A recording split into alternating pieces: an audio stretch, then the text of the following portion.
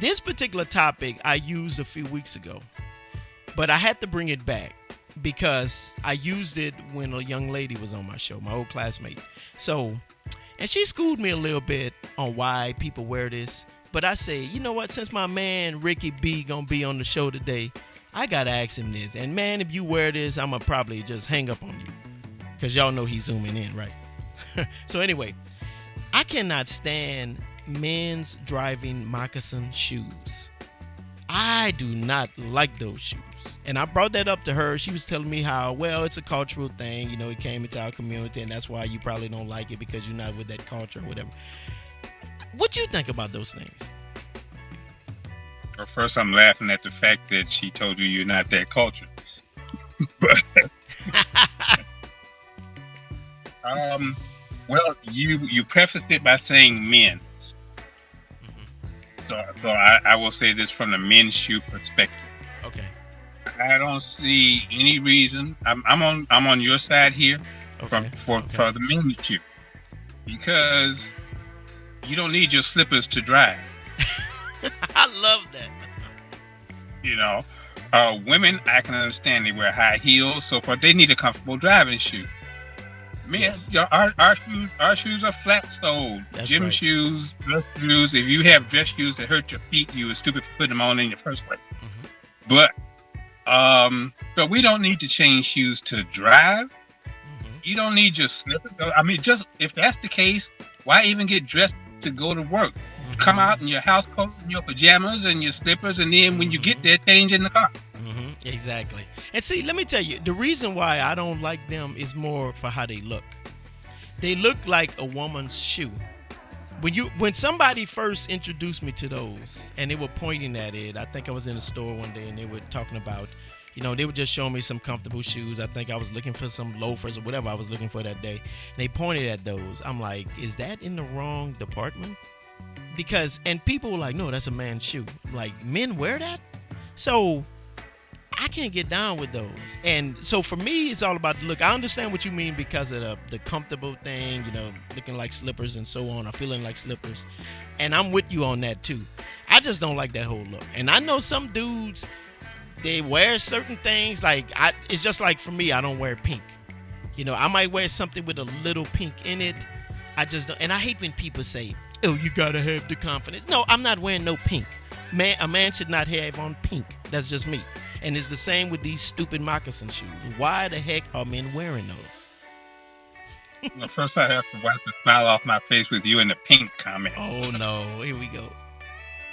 No, well that's not one of your questions this week, but we can explore that one some other time if you wish. Exactly. You know, because personally I look good in pink, but we'll discuss that on another segment. I know what you're saying. I just don't do pink, but I'm definitely ain't gonna do no moccasin shoe. All right. Okay. So the next thing on the hater segment, I really hate this. Now there is something about this law I do understand and I respect, but I'll tell you the part that I hate. Ricky B, I hate the law that requires drivers to completely stop when an ambulance is passing by. Now here's why I hate it. I do understand why it's the law, because of course you gotta stop, because the ambulance is on its way to save somebody's life and so on. But when the ambulance is coming from a different direction and I'm going in another direction, I could tell, there's a time when you could tell when he or she is not going to come and use your lane. So I don't have to stop. But people still stop. They just still stop. There are times when you don't have to stop. People stop when they just hear it. Oh, let me just stop. I see him way over there on the interstate and I'm here on the highway. I'm going to stop. You don't have to stop. Use your damn common sense.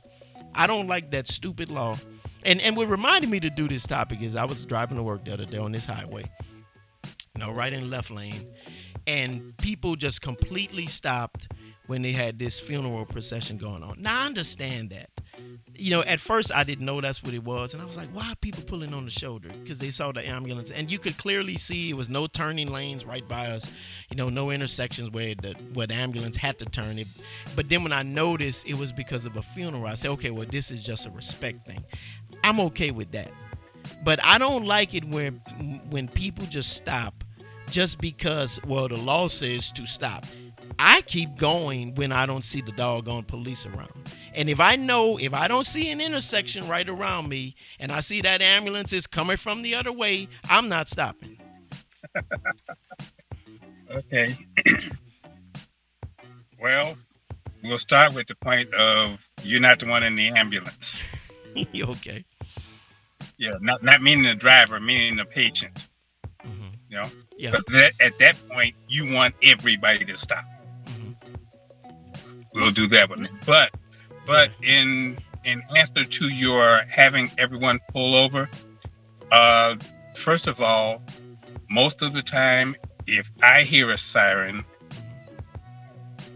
but I don't see the vehicle, you don't know which way the ambulance is coming from. You don't know if it's behind you, if it's in front of you, if it's about to make a U-turn, if it's coming out of a driveway on the street that you're on or a parking garage or what have you. So in the essence of safety for all, everybody pulls over. Yeah.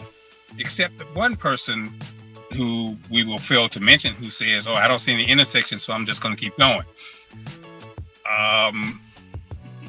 I see the look on your face. Yes, that would be you.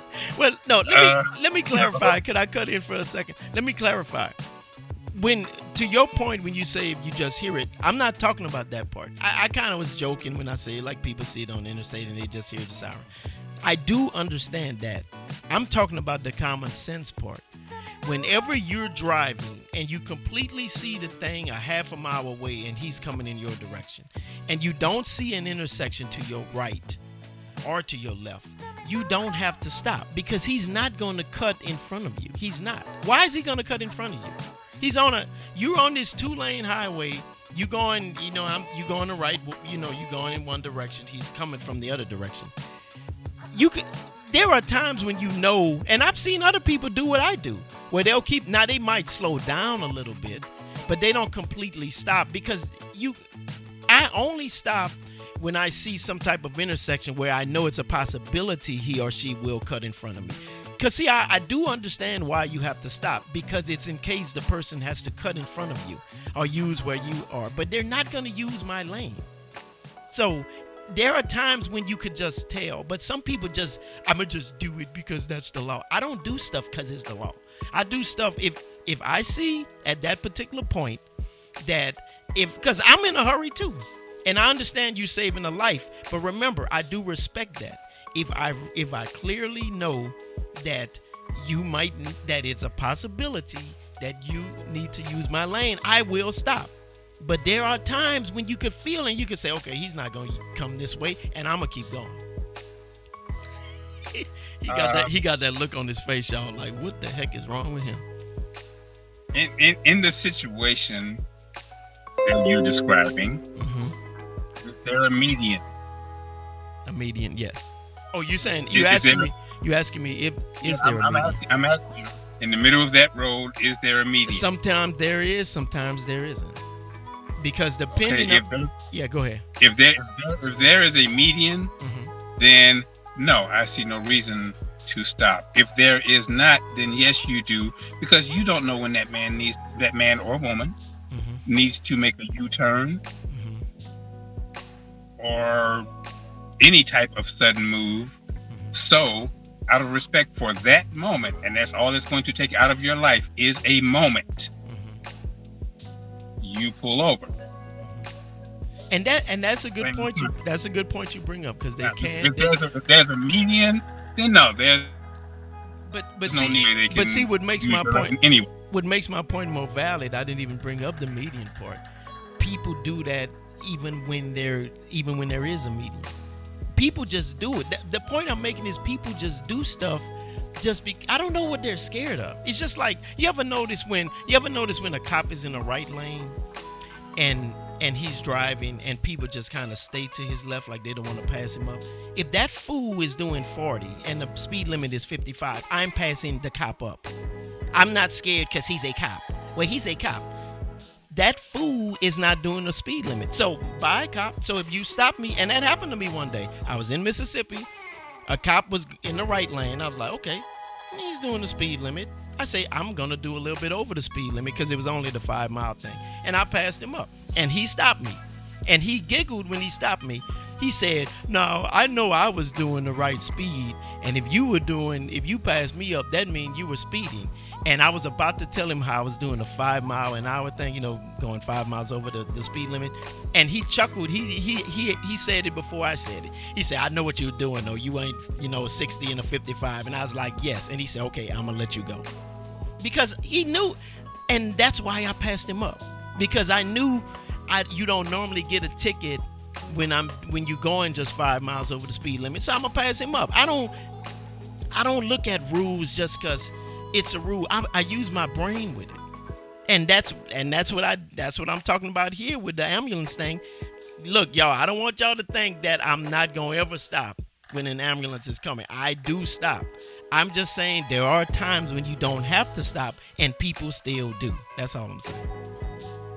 Okay, you just covered two things here. Yes. Your one topic went to two topics. So yeah, I do that a lot. It's not good analogies, I will discuss both of them briefly. Okay. The first one, when you said median or no median, people tend to pull over. That's just conditioning. Yeah. It's not a conscious decision. It's what you do. Mm-hmm. You hear an ambulance or a police siren or some emergency vehicle, you pull over. That's just conditioning. It's nothing you think about. Yeah. And I'm okay with that part. Unless you're P. Will. Number two, piece of advice. Okay.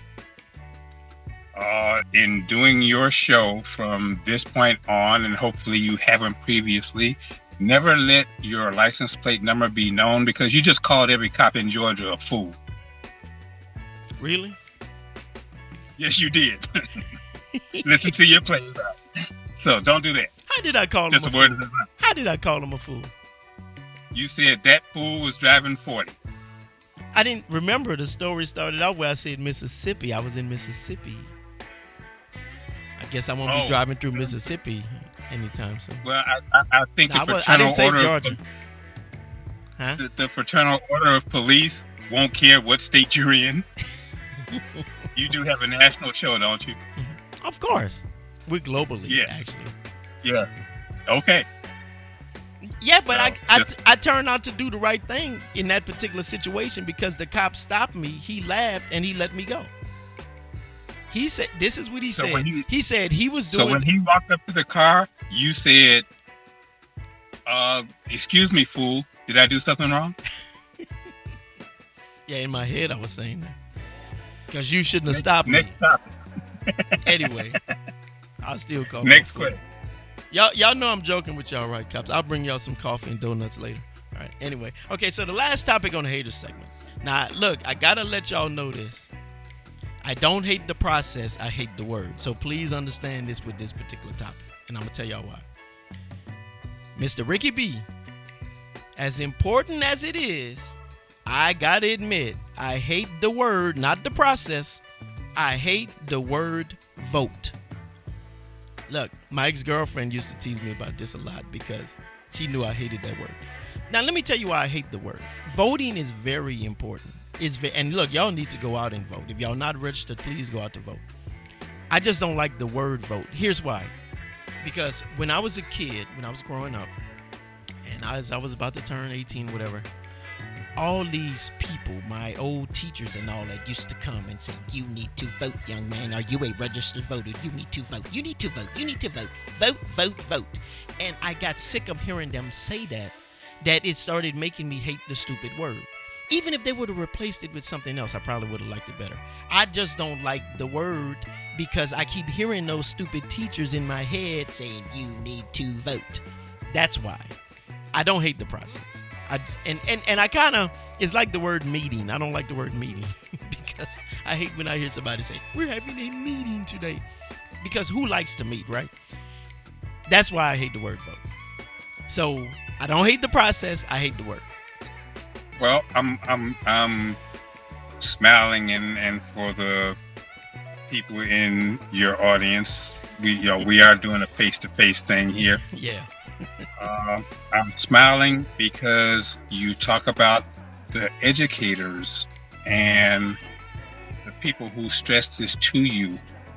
You come from a family of educators. That's right. That's right. Those same educators were some of the most powerful people in the civil rights movement at the same time. You're right. You're right.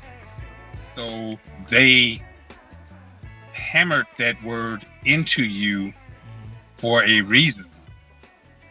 Mhm. And if you like it or not, P. Will, in your capacity in life and professionally, it is a word that you should be hammering into every single individual you can.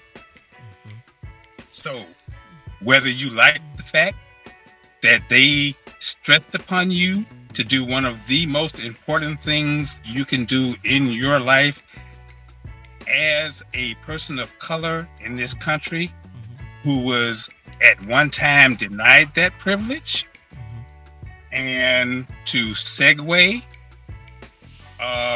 right now, lift every voice and sing the Black National Anthem. Yes. In this country, we only have one thing. We have one thing that is more powerful than anything else, and most people don't realize they have it, and that is a voice. Everybody thinks their voice is not heard or their voice is not big enough to be heard. Yes, it is. And you can speak your voice in one word, one 4-letter word. Vote. See, the way you said it is how I hate when they say it. Vote. Just how you said it. You sound just like those teachers. And look, I know my aunts are listening. Hello, Aunt Adeline. So I hated when they, even when my parents said it to me, I didn't like it. You got to remember what I'm saying. I don't hate the process. I hate the stupid word because I even tell it to my students. I say they need to vote, but I don't do it like my old teachers used to do.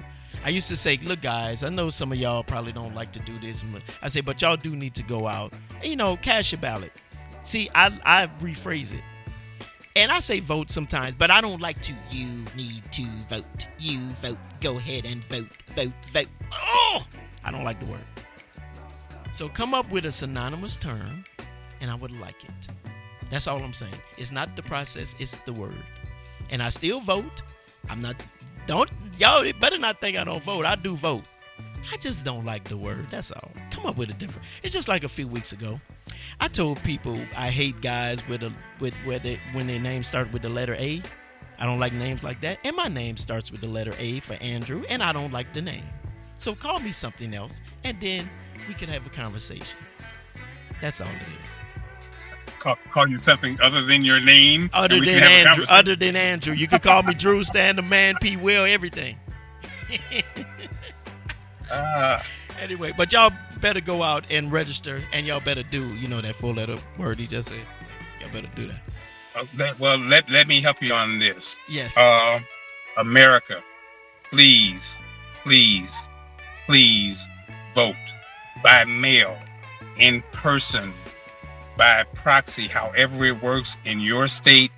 Please vote in probably what is the most important election of our lifetime. Yes.